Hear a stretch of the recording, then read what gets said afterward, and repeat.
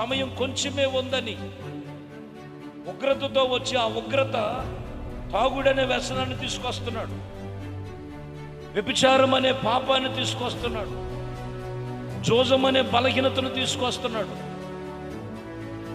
దేశభావాన్ని తీసుకొస్తున్నాడు, ఒకరి మీద ఒకరు ప్రేమ ఐక్యతలు లేకోకుండా ఇదిగో అనేకమైనటువంటి కక్షలు వేషధారుతో దిగి వస్తున్నాడు.